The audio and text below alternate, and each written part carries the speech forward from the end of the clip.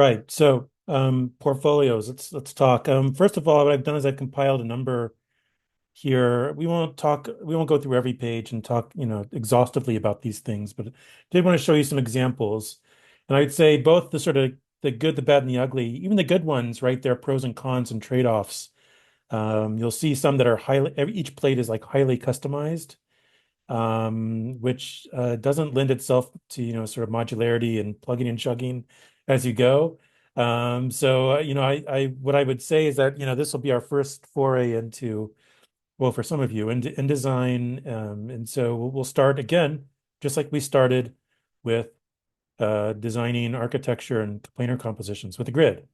Not a big surprise there. I think you'll find that in most design applications, whether you're designing a book all the way up to a city, you usually start with some sort of grid. All right, so first and foremost, I will just mention and remind you that when it comes to architecture and a lot of design professions, right, a resume gives you a very, very narrow, very limited understanding of what somebody's capable of doing. It can maybe capture some of the highlights, but oftentimes the design process is not something easily quantified in a resume. A portfolio is really the currency when it comes to applying for jobs and people understanding what you're capable of doing, what you're good at, what you're challenged at doing, and also sort of seeing your growth along the way, right? So a good portfolio might show some early work and then some further work, and then finally your latest and greatest projects, schoolwork, whatever it is.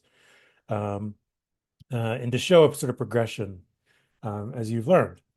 So, sorry, excuse me. I'm sorry. I'm so congested here. Let's start with this one. Let's see. These are portfolios that I've reviewed. I'm just going to open it up and straight up in Acrobat.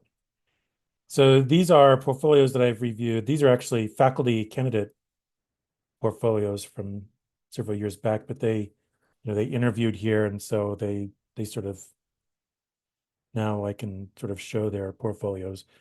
Um, what you can see right off the bat is a straight up grid, right? And you can see that that grid begins to, in some cases, was appropriate just to find columns. Let's say for what boils down here to table of contents, right? An outline of what we're about to see. Sometimes it can be quite granular. It's 1, 2, 3, 4, 5, 6, 7, 8, 9, 10. 10 by 1, 2, 3, 4, 5, 6, 7. 10 by 7 plus margins and gutter. Gutter meaning the margins on the inside if you have a two-page spread. So here you can see again, you're using the same grid, right? We have these lines carrying through, and you can begin to define, let's say uh, 10 by 6, and then 3 by 2, 3 by 2, 3 by 2, etc. Begin breaking up the page into smaller pieces where everything still lines up. And again, you can see quite clearly there's a grid here. Right? Sometimes it's robust enough that you can put in 3 columns of text versus, let's say, 2 columns and 2 rows of images. All right, so you can see again, right? Oftentimes it's like, hey, and there's lots of different ways of doing this, but let's take a look at the contents now, just for a moment, instead of just how they're laid out. What we see is that we have a title.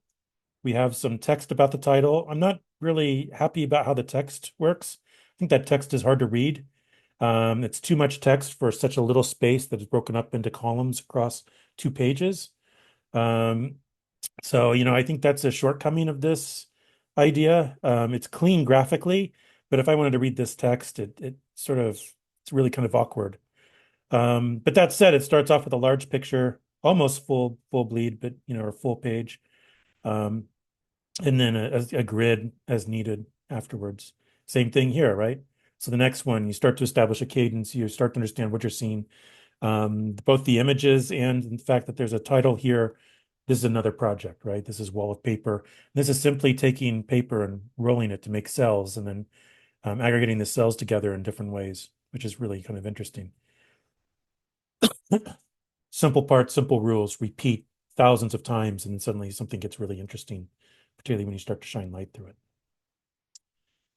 Here's where, again, she needed more uh, screen real estate, page real estate to sort of show this project. So it moves on to a second spread meaning two pages left and right with the spine in between. Um, let's see. And again, she's always sort of working against aspect ratios here. That original grid then starts to show how she can subdivide the page accordingly. And then a full spread image. All right, next project, right? So you can see that there's a fairly predictable logic to this, right? So when it comes to sort of breaking up the page, populating it with information. It's not populated with a bunch of decoration. You don't get like the sort of, if you look at PowerPoint, for instance, and you see the templates and you get like these weird backgrounds and stuff like that. It's not here, right? The page is decorated only with useful information, text about the project, images of the project, not a bunch of clutter or anything else. You'll see some other examples where the pages get less dense with information, actually using negative space, um, which could be another strategy. Here's another project. Another thing that I'll mention, right, is that you have this title, and then you have some text about the project. At the very end, she's put like how, this was actually a team project, and here was everybody involved, including the instructor, my pal Gernot. So keep that in mind, right? You always want to be, you don't want to be stingy when it comes to sort of giving credit to people or talking about, particularly if this was a project among you and someone else or others, what part of it you actually worked on. Okay. I think that's much more helpful. Otherwise, people ask more questions rather than having their questions answered about, let's say, your qualifications. There it is for a design build pavilion, showing now detailed drawings and then prototyping down below, sort of working out, the kit piece by piece, gaskets, panels.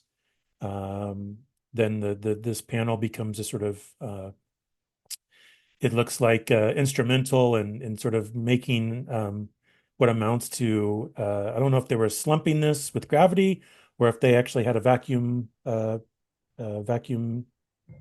press, but sort of shaping the plastic over heat, right? And so this became a tool for them, basically a jig, a fixture, um, or a pattern for vacuum forming. All right, but again, broken up into a grid. You can see that there's a horizontal grid, two cells, and then cells all the way across, 2x3 sort of grid, and then at the bottom, where there's usually descriptive text, there's some captions, right? Talking about the process. Right. So you can see that again, this person was really trying to show not only just the actual project, but the process behind it, how things were actually made. She was really dealing with digital fabrication. You can see here she laminated a bunch of wood, then sculpted it with a CNC router, only to use it as a formwork to then slump or vacuum form plastic over, etc. Or this one showing how all these wood pieces get attached. I'm guessing there's going to be a follow-up here. Yeah. So you can see lots of sort of construction photos showing how these things were built. All these pieces were cut, probably with a CNC router, then assembled in chunks, and those chunks actually get sort of prefabbed into chunks, and then those chunks or slices then get put together at scale here. Right. So you can see, I'll just sort of flip through this, but you can see a variety of photos, renderings, drawings, diagrams, right?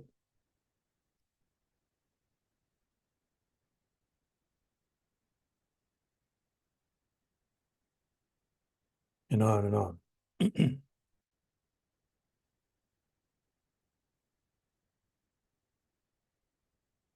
can see after a bit of time, she probably had, we've seen this one before. We've seen this before, this configuration before. We've seen this configuration before, right? So we've seen this one, 3x2 grid with text underneath. Again, we see some repetition of modularity here based off of the grid, right?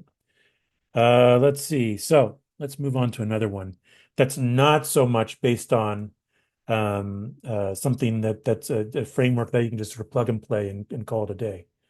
This is one of my colleagues, former colleagues now, really good friend.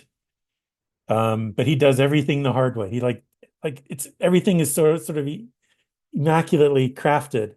But then, like what happens when you need to add a page somewhere in here? Then it throws everything off. You have to start over again or really go out of your way to sort of evolve the portfolio. So you can see that um, have you heard the expression less is more by Mies van der Rohe? This is more like less is a bore. He just throws everything at you, lots of color. You can see again that though there's complements, right? So you see yellow and violet and blues, right? So split complementaries. And you can see that he's doing a lot of things with his representation, his drawings. Each project has its own color scheme, for instance, right? So you see a lot of sort of analogous golds, some green, lots of greens and blues, a little bit of golds, right? But you do see a grid in places, right? I mean, there is again, a sort of set of rules here, right? Here's an example of some perspectives, right? Next project, you can tell because of the color scheme completely changed. This is not for those who have sensitive rods and cones in their eyeballs, by the way. Uh, Here he was. I think this was part of his thesis project at Harvard GSD when he was doing his MDes. So you can see a set of drawings, but looking at more urban scale, regional scale, and even some model photos, right? Set of diagrams sort of describing what's going on. Some of these are getting so small. I think he's just trying to beat us over the head that there's lots of information here. There's lots of data, lots of analysis going on in his head. Even if you can't get in here in the nitty-gritty and read exactly what everything that's going on,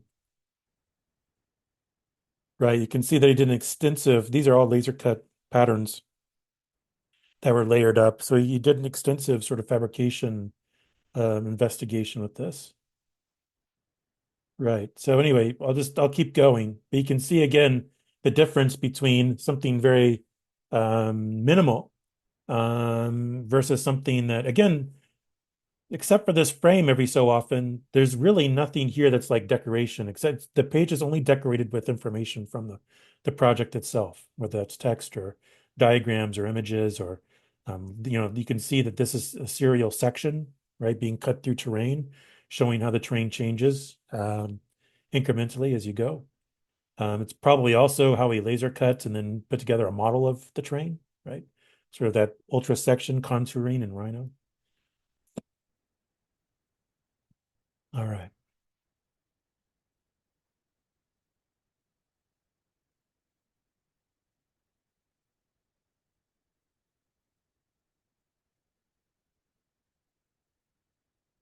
All right. So enough of that. Let's see who's we have here. I'll move on to another one here.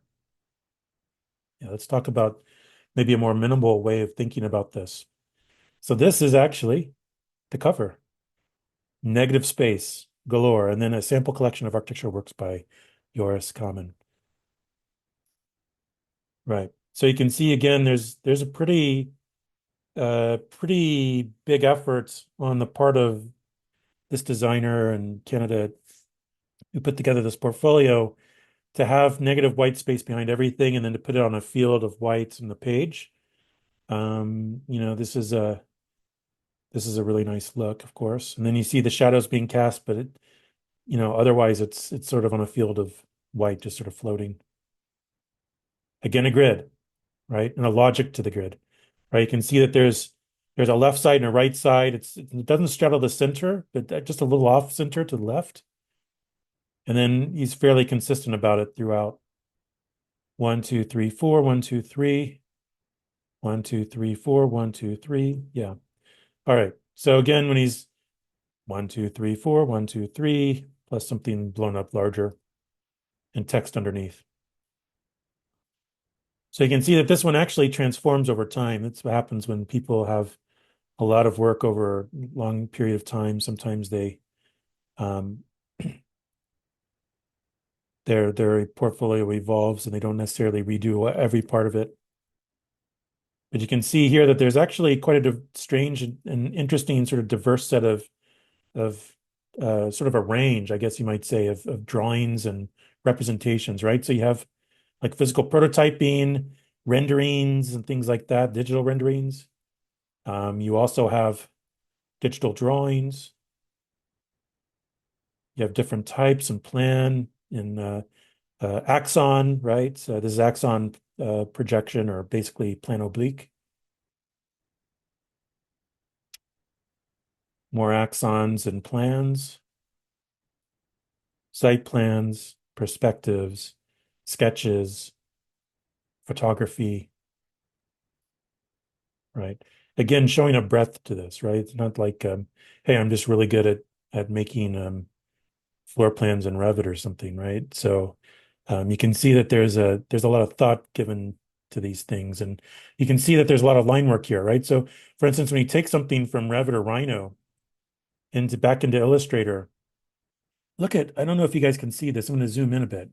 There's lots of different construction lines here and different types of geometries. He's changing the line weights, the stroke weights. He's changing the line types or stroke types.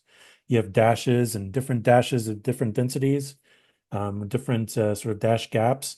And then every so often he's adding some of the actual um, rendered sort of surface model with soft shading and things like that in the background, right? To highlight certain things, give it a little more visual emphasis, a little bit more weight. It isn't concerned with text overlapping graphics, right? So the whole page becomes a sort of poster or composition, you might say. Right. Okay. So I'm not going to keep going here, except to, maybe fly through this really quickly. But again, he's showing a breadth to what he can do. Right. I think that's also important to try to demonstrate in a portfolio, right? You're not just a one-trick pony. But that you know a little bit about a lot. Um, let's try a different one. Let's go. Here's my colleague Philip, and he's a landscape architect. Let's take a look at his. All right, again, lots of negative space, right? Sort of a nice elegance. Then suddenly, when you just put small words in the right font that you like and the right size, it still actually pops.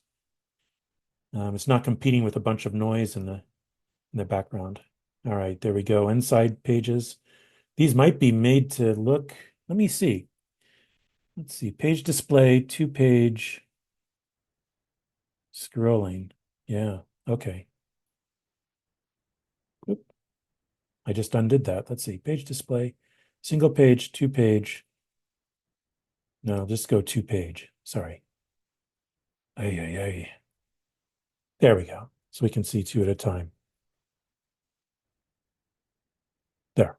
So when you open up that cover, then you get, I don't know, there might be a little bit of CV bio information here. And then maybe a table of contents of some sort, right? Phil's been doing lots of graphics for a long, long time. So eventually, guys, will be good on here. Now, what's interesting is that this is again clearly a collage. It's not photographic, photorealistic, right? But look at the colors he's using, right? Greens and reds, a little bit of cyan, blue greens and things like that. So he's mixing the sort of complements, like the split complementary, right? So red, green, green, blue. Um, but the graphics then start to read in an analytic way, right? We automatically sort of understand when we start to see reds and then blues that like, sometimes we understand that to be like velocity or um, energy transfer, those sorts of things. He's always trying to sort of measure these things like water flow across terrain, etc. Or temperature, again, we would say red and blue, the opposite ends of the spectrum, right?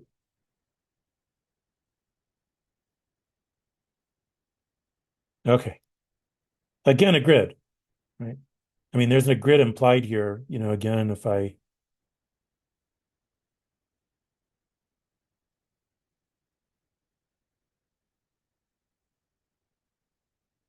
all the way across, right? Um,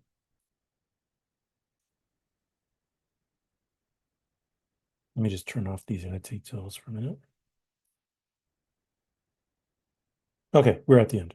All right, great. Last, maybe I'll show one more here. These are my Google Drive. Let's see.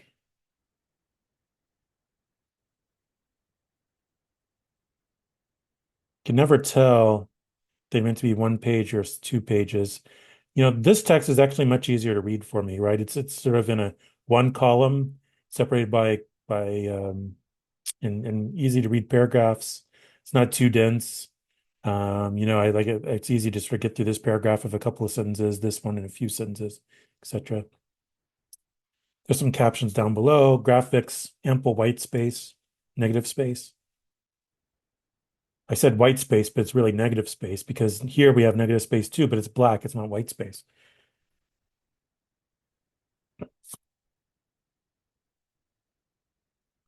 Some of these pages get much more dense, and then, with graphics and information. And then, ooh, this one is rapidly approaching pixelated. There's a 3D printed model. All right, you get the idea. Should I do mine or should I have a really old one of mine? I'll do mine real quick. This was part of my tenure package a long time ago. Oh, another thing, if it gets really long, you can always give yourself or make somebody a table of contents over here in the PDF. Let's see. Right. So this is just talking about some of the things I've taught student work of mine. Again, a grid, right? You can see it here. You can see it carrying through, but less granularly, right? Just to separate the page top and bottom. Here, same way, here, same way.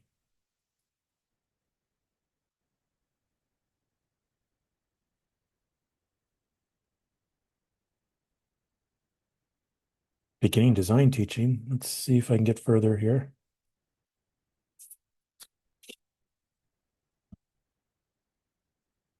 Grad studios.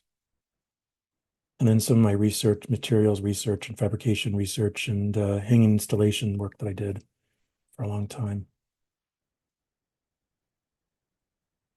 All right, so not a huge surprise there to say. Again, it's all about decorating the page with useful information, creating visual hierarchy exactly where you want it, and work with the grid, not against it, to help you sort of lay things out so that it's really easy to sort of plug things in as needed, right?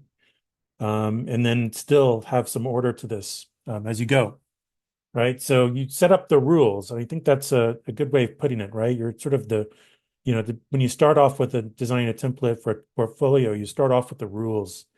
Um, and then from there you can go forward with populating it and then maybe adjusting some things. And I'll show you how you can make your own templates and apply them to pages. You can always go back and adjust either page by page, or you can begin to adjust the template and then update the pages. Let me just copy and see what this is.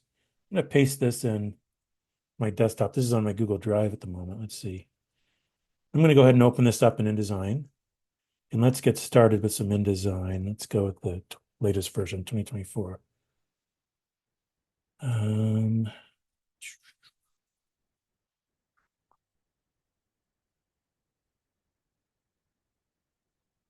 swear, half of our class time is waiting for my laptop to open applications up, isn't it? All right. Well, sorry about that. It won't take too long.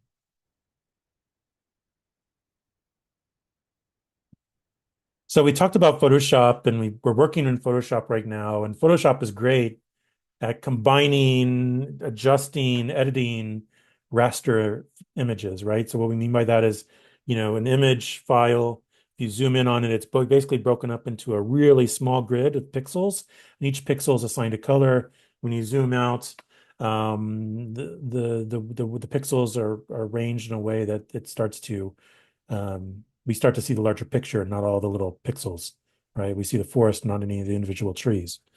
We also talked about Illustrator, which is all about vector graphics, right? Bringing in line work. We can begin to sort of select individual shapes, lines, and edges, and things like that, and change their line weights, and their line types, and their colors, etc. And vectors are interesting because, like for a line, all you're doing is storing the algebraic equation for the line, right? The function. And it can redraw that line no matter if you zoom in or zoom out. It's never going to be pixelated, right? InDesign is about combining all of those graphics together into a page layout for books and magazines and other sorts of traditionally print, but just as easily could be a PDF for a presentation, or that you email to potential employers as a portfolio, etc. And it's basically made for layout. All right.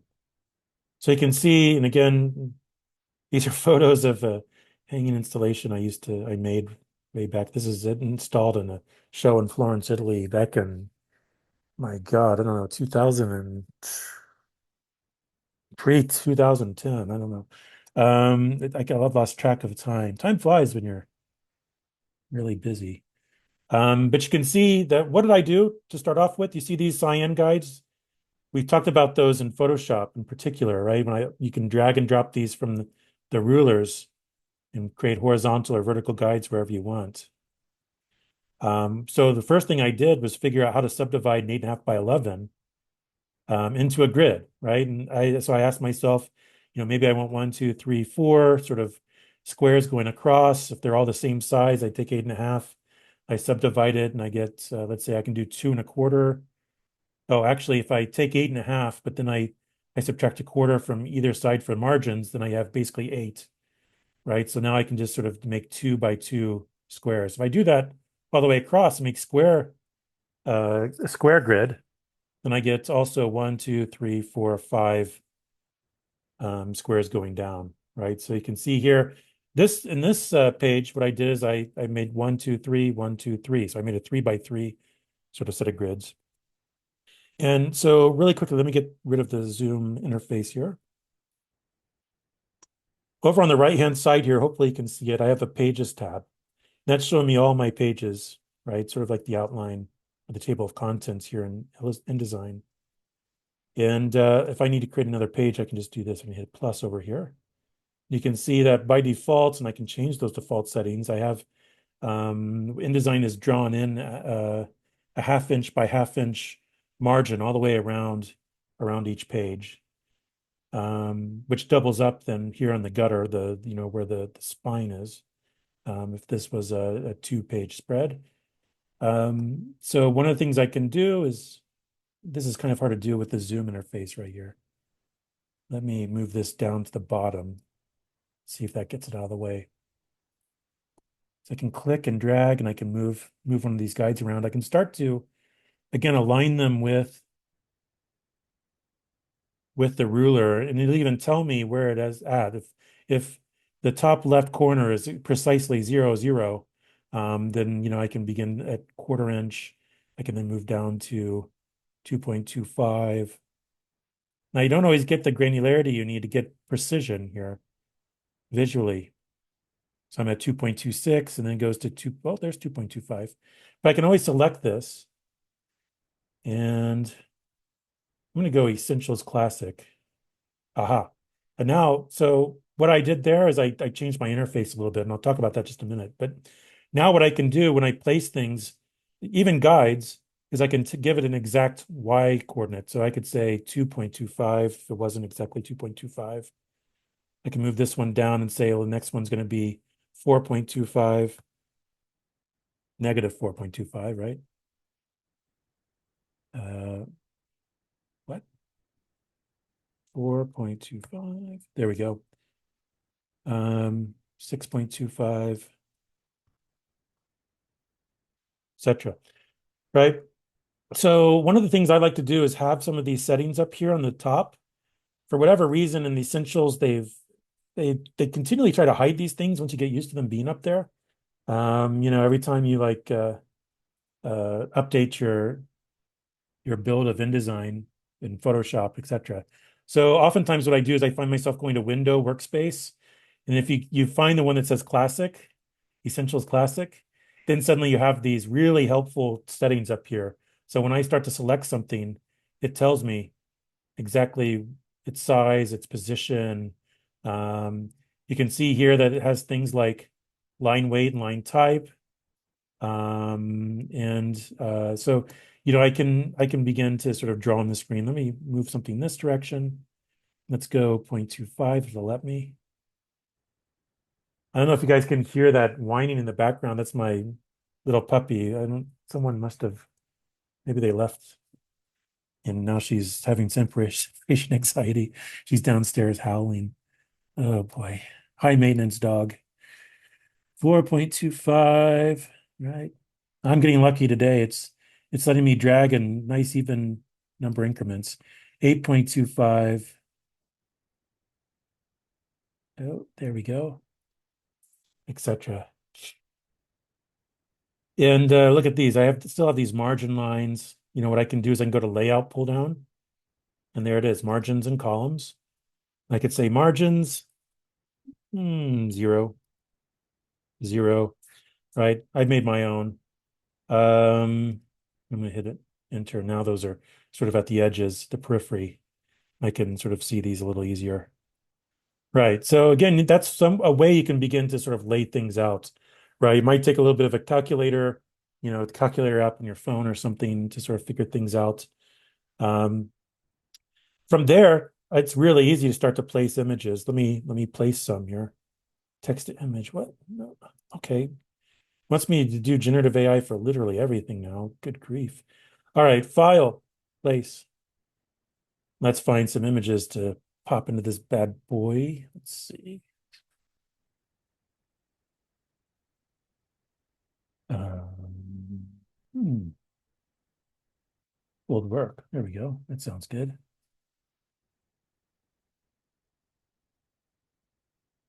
It's not a very big picture. That one's great. Now I feel like robots today. Let's insert some robots into this page. All right. So here's a robot prototype that can pick up bricks and then carry them to human laborers. Um, and what you can see is that it's a very particular size, right? What I did is I went file place, and I could place images and other graphics. I can place Illustrator files as, vector graphics. Here, oops, let me place another image here. Here it is in not orthographic view, but sort of showing how it works. That was a fun thing to build in a previous life. Oh, sorry, I said open. File, place. Let me find another. Maybe yeah, here we go. Here's a bipedal robot carrying bricks up steps. Ridiculously hard to work out the walking gait of a robot. File place. Let's place a few more things and that we can work with. Here we go. There's some diagrams of how this thing's supposed to work.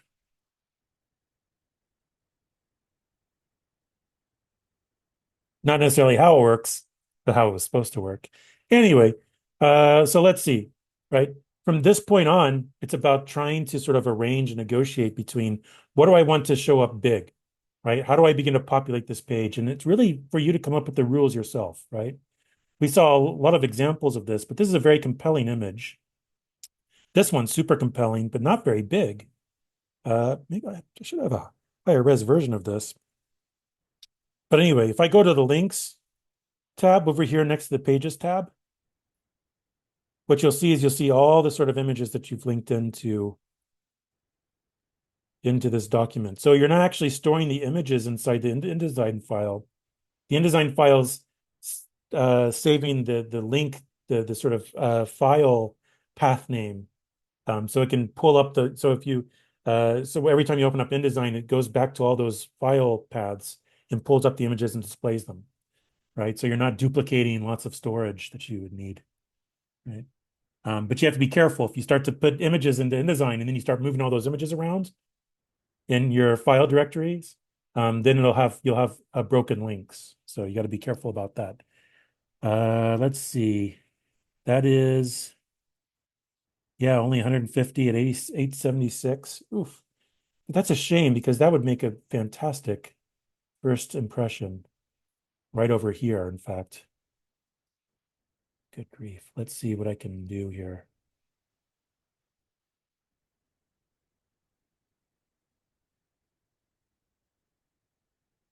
And this could actually, now, what's interesting in InDesign is that I have a lot of things on my screen right now, so I'm just going to try to move some of them out of the way here for a moment. Let me take this shape, for instance. If I just go to the corner handle and move this, right? I've cropped it, right? Oops. Let's see. So I just undid that, Command Z. But if I select it and then I use this sort of free transform tool, then I can scale it. Okay. Or there's other options for me to use, right? So another way of thinking about this is, let's say I'm going to situate it here, and I'm going to keep the same aspect ratio and just sort of size it so that it fits here. Right. Oh, wait, here. Let me get off of that. Right. So like I was just mentioning here, if I didn't use that tool over on the left, right, I'm cropping it. But if I want it to be this size, I can right click on it and just say fitting and fill frame proportionally. And it'll size the image inside of the frame down to proportionally to fit within, right? There we go. Let's see, there's a lot of grids information on here. I'm going to I'm going to cut and paste. Let's see here. I'm holding on the Shift key to select everything all at once. Command X and then Command V over here. I guess I could just drag and drop them onto the next page. That's what I'll do. Yeah. So I'll worry about arranging those later, right? Now, another interesting thing about InDesign, of course, we have our own text tool and we can begin to make text, right? When it comes to type and typefaces, I recommend just picking something very simple and then using only one, one typeface or one font, right?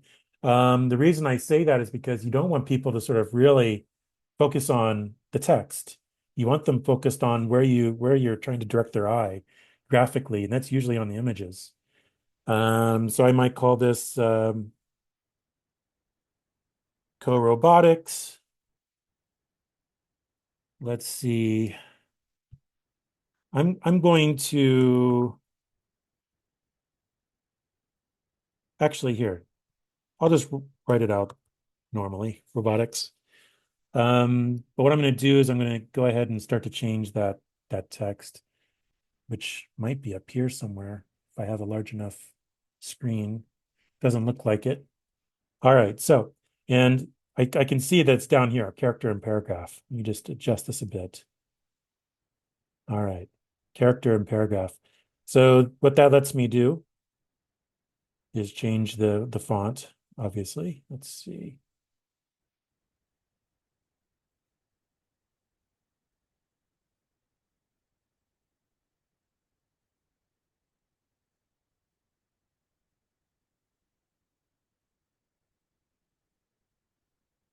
It's not really showing me much of a preview, is it? And change the size, obviously. Let's say I want all titles to be 36. I'm going to leave some bottom space here. And then from there, of course, I could add more text. I can make a text column here. If I want to basically just fill in some things with text, I can go to type and say fill with placeholder text. And I get lorem ipsum. This sort of like InDesign Latin. It doesn't, this is all just gibberish. But it gives you some text to sort of work with. And from there, I could say, well, I'm going to go with either Arial or Helvetica. Let's go with Helvetica Neue. And I'm going to go down to like size 10 font. Now, what's interesting here is that if I have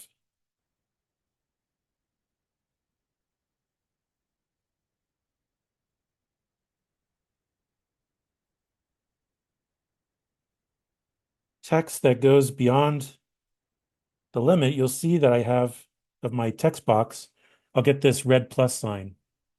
What's nice about that is I can click that red plus sign and then click inside the next text box and it'll wrap that text, the missing text, over to the next text box. So I can do that from one page to the next, etc. And in fact, what's interesting about this, I don't have to actually type out my text here in InDesign, which is not known for its text editing prowess. If I, let's say, working in Google Docs or Microsoft Word, like a normal human being, I'm not a psychopath, that has spell check and everything else, and um, then I can actually place the Word doc in just like an image and place it in these text boxes and then link them together so that the excess text moves on to the next box, and the next box, and the next box. And then I can always go back and edit in Word doc and then open this back up, it'll update. Okay. So that's what's nice about linking things. But the trade-off there with how it links things in, right? You see all these links here, all these JPEGs and PNGs and potentially Word docs if I linked in text is that you want to make sure that you keep everything together in the same place. You start moving things around, and then it'll come back and say, "Oh, you're missing a link," and show me. You have to point me back where this image is now, so I can actually get a real version of it. All right. So just wanted to show you the basics. Right. Tomorrow in class, it'll be work time. I'm going to ask you to start to produce a template. And by Thursday, we'll review templates and um, give you some feedback on them. And over the weekend, you'll take some of the stuff you've already done and start to plug it in to sort of demonstrate how the template works for Tuesday. All right. So that's how this week's going to work, and then the weekend. All right. And again, it bugs me if I don't fix this. Oh, right. One of the things I'll mention here is that under pages, there are these sort of masters. And here's where you can actually create different um, different templates, right? So what I would do is maybe work inside each of these pages, come up with ideas, and then tomorrow I can show you how to transfer these to the masters so that you can apply them in different ways. All right. But I'm going to end it there. I don't want to throw too much information at you at one time. I want you to tomorrow, first thing, be able to hit the ground running and start to play around with trying to figure out how to subdivide the page. If you have examples that you like, bring them, show them. It's not necessarily copying so much as getting inspiration because you're going to have different content. And so you're going to have to sort of figure out, well, how do you take the idea and boil it down to your situation anyway? So feel free to look at magazines, books, portfolios,